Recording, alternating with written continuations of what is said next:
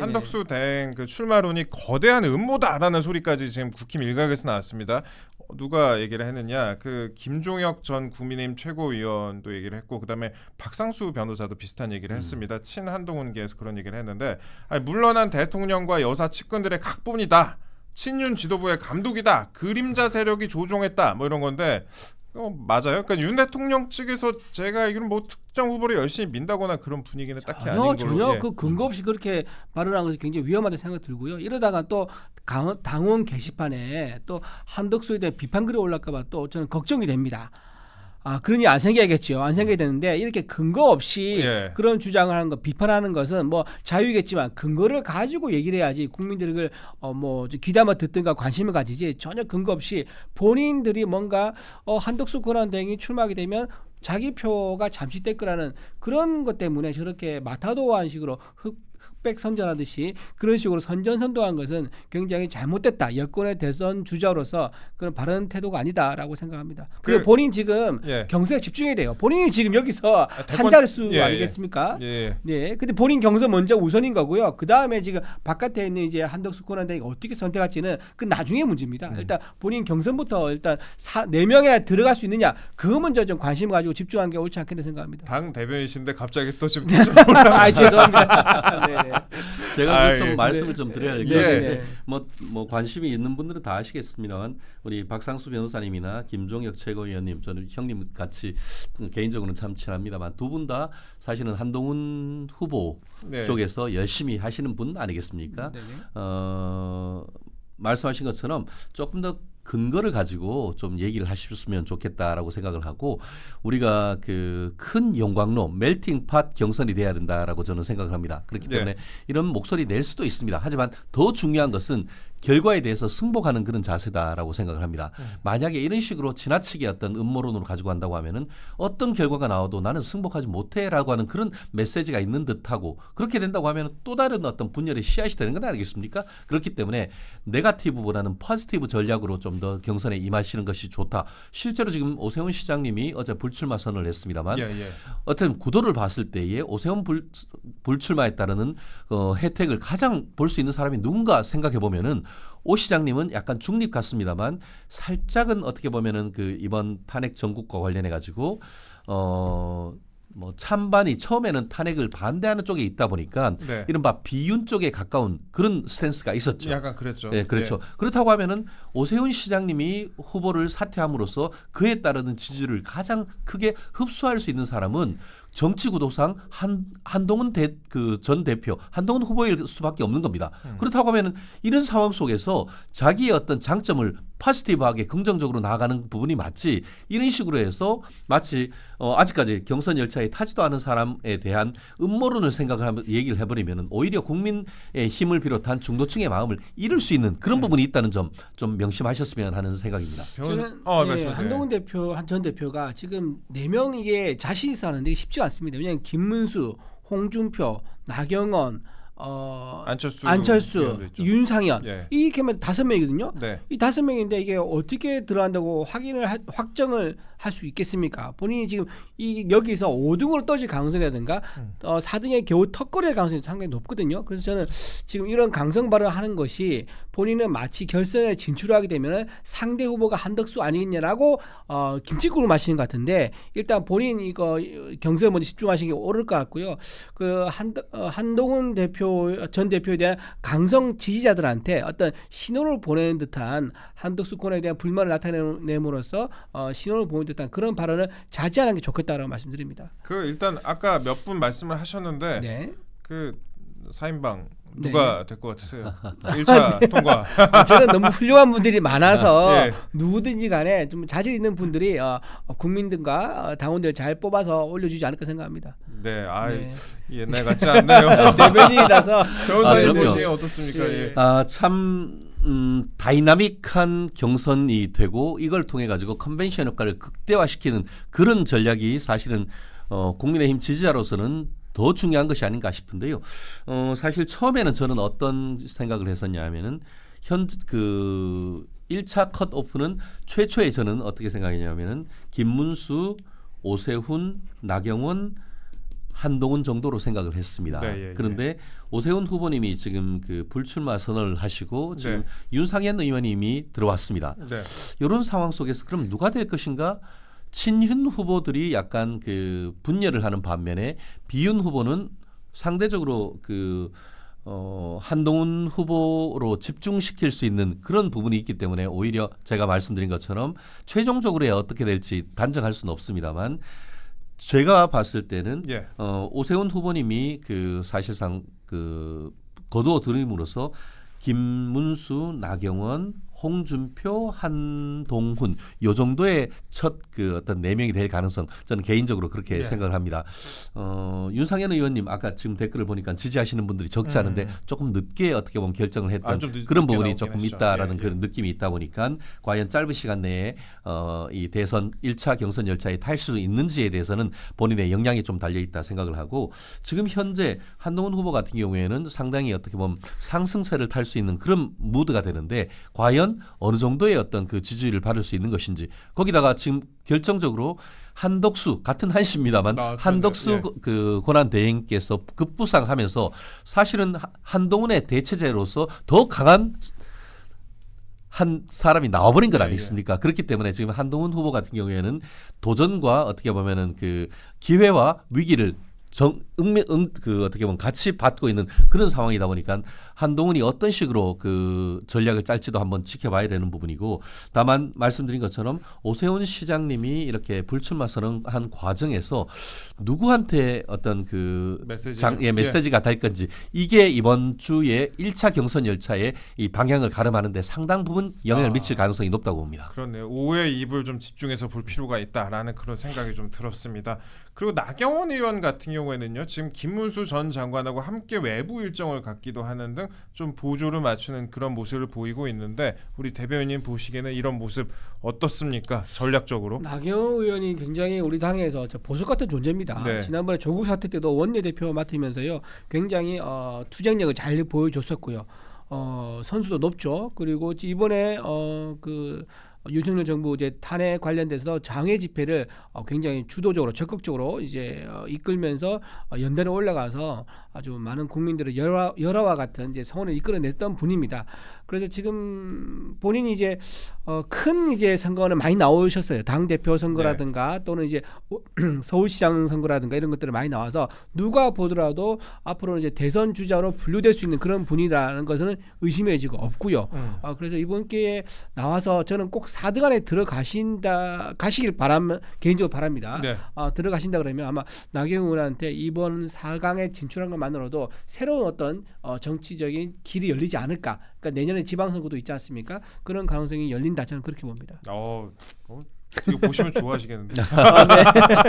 저 또한 나경원 후보님이 선전할 가능성이 높다. 특히 저도 지금 운영하는 그 채널이 한 6만을 넘어서는데 그렇죠, 예. 제가 그 후보님들 포를 해봤더니만 친윤 중에 그 나경원 후보를 지지하시는 분이 생각보다 상당히 많습니다. 그래요?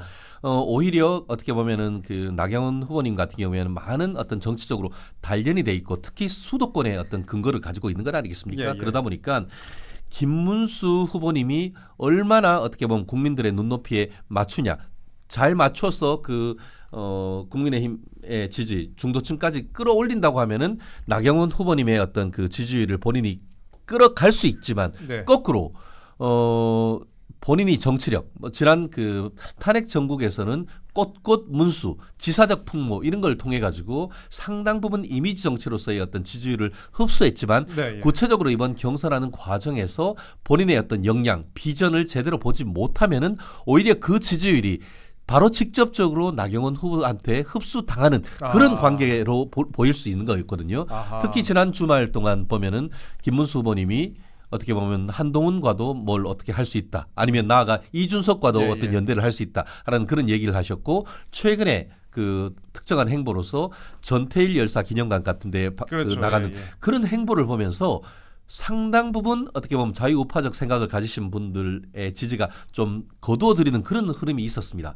이런 흐름을 계속 가지고 갈 것인지 아니면은 다시금 어떻게 보면은 그 윤석열 대통령의 어떤 그 대체제 같은 모습으로서 꼿꼿한 지지층의 어떤 그 흡수하는 전략으로 갈지 지금은 김문수 캠프의 전략이 이 어떤 방향으로 가는가에 따라서 나경원 후보의 흐름을 쫙 끌어당길 수도 있고 오히려 나경원 캠프에서 김문수의 지지율을 끌어올 수 있는 이런 부분이 있기 때문에 어떻게 보면 같이 이렇게 같이 뭐 흑석동 식당도 같이 하는 이런 행보가 약이 될 수도 있고 독이 될 수도 있는데 그 부분이 어떻게 될지도 하나의 포인트가 될 것 같습니다. 전략적으로 괜찮은 선택을 한 것 같네요. 나경원 의원 입장에서는 그렇습니다. 같이 뭐 햄버거도 먹고 막 그렇게 했는데. 예, 우리 대변인 오늘 말씀이 별로 없어요. 네, 아니 오늘 네, 네. 당내에서 네, 일을 네, 하시다 보니까 네, 네, 네. 특정 네. 후보에 대한 언급하기가 그러니까요. 어렵죠. 그러니까 제가 대신 얘기해드릴 수밖에 없습니다. 아, 원래 이런 형님이 아니신데 아, 예. 오늘 좀 살이시는 것 같습니다. 예, 예. 그렇습니다. 저희가 이게 짧게 좀 말씀을 좀 드려봤는데 일단 오세훈 시장이 어떤 메시지를 내느냐, 오심이 또 어디로 가느냐 이 부분이 또 하나의 포인트가 될 수 있을 것 같고요. 그 다음에 나경원 의원과 그 다음에 김문수 전 장관과의 그 연대에 있어서도 나경원 의원이 전략적으로 또 괜찮은 선택을 한 것 같다라는 변호사님의 말씀이 있었습니다. 자, 짧게 조금만 더 말씀을 좀 드려볼게요. 일단 이번에는 이재명 전 대표 관련된 얘기인데 사실 뭐 이재명 전 대표 재판 굉장히 많이 받고 있죠. 재판 굉장히 많이 받고 있는데 그 선거법 사건 2심에서 무죄를 선고를 받았습니다. 물론 법조계에서도 물론 변호사님이니까 더 잘 아시겠지만 상당히 여러 가지 좀 비판을 받고 있는 그런 판결인데 이와 관련해서 검찰이 상고를 했습니다. 상고를 했는데 상고 이유수가 300쪽이나 된다고 합니다. 300쪽이면 엄청나게 많은 거죠. 예. 300종. 큰 요즘은 권이지, 단행본 하나가 250-60장밖에 안 되는데 그렇죠. 300쪽 됐다는 것은 사실상 이 공직선거법과 관련해서 허위사실 공표에 관한 모든 엑기스가 거기에 단어가 있다 이렇게 네. 평가를 할 수가 있을 것 같습니다. 사실 지난번에 그 선고가 된 이후에 직후에 그 다음 날 검찰이 상고장과 함께 간략한 상고 이유서도 같이 냈습니다. 네. 그렇기 때문에 이번에 상고 이유서는 상고 이유 보충서로 보이는 것 아하. 같은데요. 결국 기존에 있던 대법원의 판례를 비춰봤을 때 막 그냥 쪼각쪼각 다 내가지고 그 뜻을 왜곡하는 식으로 해서 사실상 면죄부를 줬다라고 평가를 받지 않습니까? 서울고등법원 그 판결문이. 그렇죠. 그런데 그 판결문이 잘못됐다라는 것을 논리적으로 실증적으로 입증했는 자료다라고 생각을 하고 아마 그거 어떻게든 이재명은 안 받으려고 또 도망갈 것 같습니다. 예. 꽁무니 빼는 이재명 쫓아가는 검찰 이렇게 평가를 할 수가 있을 것 같은데요. 예. 더 중요한 것은 이거 항소이유서를 내면 그거 받은 날로부터 딱 10일 내에 10일 내. 반박하는 서면을 내야 됩니다. 네. 그러니까 그거 안 받으려고 하겠죠. 네. 최대한. 예. 근데 안 받을 수가 있습니까? 이미 그 소송서류 접수가 됐다는 게 받았기 때문에 이제는 안 받을 수가 없어요. 최대한 빨리 받고 그거에 대해서 낼 수밖에 없는데 다만 내는 날을 최대한 늦게 낼 거예요. 근데 만약에 안 내면 어떻게 되느냐? 그 기간 도가 돼버리면은 그거 내용 검토 안 하고 그냥 검찰의 이유서만 그렇죠. 가지고 판결을 하거든요. 그럼 그거 10일 해봤자 지금 어떻습니까? 오늘이 4월 14일입니까? 예, 4월 오늘 14일이니까 10일 정도 하면 4월 24일. 네. 그러면은 4월 말까지 그걸 낸다고 생각했을 때 한 달 내로 대법원이 판결할 수도 있습니다. 네. 파기 자판, 취소 자판 충분히 가능합니다. 그렇기 때문에 제가 국민의힘 지지하는 입장에서는 많은 국민 정말 윤석열 대통령의 어떤 윤 어겐을 하려고 하면은 헌법적으로가 아니고 정치적인 윤 어겐을 하려고 하면은 지금 우리가 가야 될 곳은 어디냐? 교대역이 아니고 이제 서초역입니다. 서초역 대법원 앞에 가가지고 예. 5월 중으로 대법원이 파기 환송이 아닌 파기 자판 예. 해달라는 그런 그 여론전의 최전선은 서초역 대법원 대각선 길 건너편이 돼야 된다고 봅니다. 서초역 그 대법원 앞에 공간이 좀 넓으니까 충분히 넓습니다. 사람들 모일 수도 있을 것 같습니다. 일단 상고 이유서에서 검찰이 어떻게 얘기를 했느냐, 해석 자체로 논리 모순이고 비합리적이다라면서 이제 법원의 판결을 강하게 비판을 했습니다. 무죄 판결을 강하게 비판을 했고, 그리고 백현동 부지 용도 변경은 국토부의 요구를 따른 것이다라는 이재명 대표의 발언을 무죄로 본 판단에 대해서도 위법하다 하면서 강하게 직격을 했다고 합니다.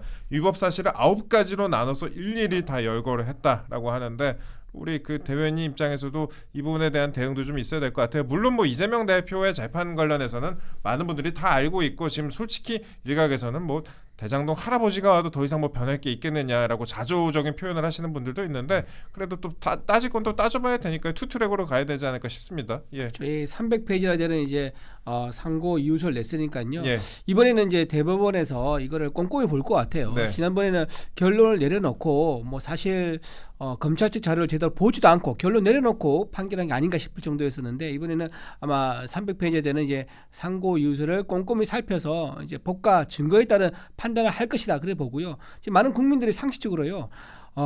공무원이 한 22명이 나왔습니다. 네. 이제 국토부하고 성남시 공무원 다 합해서 22명 정도 나온 걸로 알고 있는데 아무도 협박한 사람이 없고 협박 받은 사람이 없다고 분명히 증언을 했습니다. 네. 그럼에도 불구하고 이렇게 협박받았다는 것을 이재명 성남시장의 의견일 수 있다라고 받아들인다 그러면요.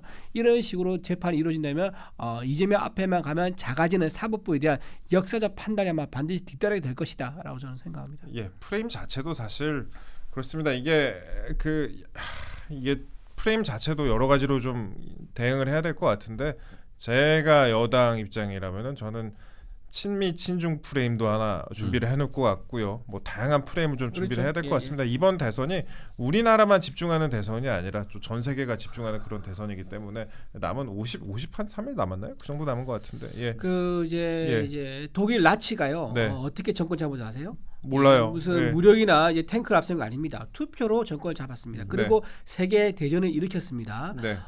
저는 이제 지금 선전선동에 아주 능숙한 민주당과 이재명 후보가 굉장히 우려를 하는 게 이런 선전 나치식 선전선동으로 투표로 권력을 잡아서 우리나라 체제를 자유민주주의에서 사회주의나 공산주의로 갈까봐 굉장히 우려가 됩니다. 그리고 지금 우리나라 주변에 중국과 북한이 지금 있지 않습니까? 굉장히 혹시 중국과 소통을 하고 또는 북한과 소통하고 있다는 의혹을 받고 있는 상황입니다. 중국 앞에서는 쉐쉐하고요. 지난번에 탄핵정권 때 어떻게 했습니까? 중국에 있는 사실상 정보용이나 다름없는 언론 매체로 홍대 앞에 있는 카페에서 비공개로 접촉을 했습니다. 그리고 북한은 어떻게 했죠? 800만 불을 송금을 했습니다. 자, 이걸로 재판받고 있죠. 이제 이런 상황이기 때문에 이재명 대표가 만약에 대통령이 돼서 정권을 잡는다 그러면 우리나라 그동안 이뤄왔던 건국과 부국의 기틀을 전부 다 뒤집는 그런 아주 생각하기 싫은 상황이 올 수 있기 때문에 많은 국민들이 이번 대선에서는 어느 때보다 소중한 한 표를 꼭 행사하셔야 된다. 저는 그렇게 생각합니다. 예.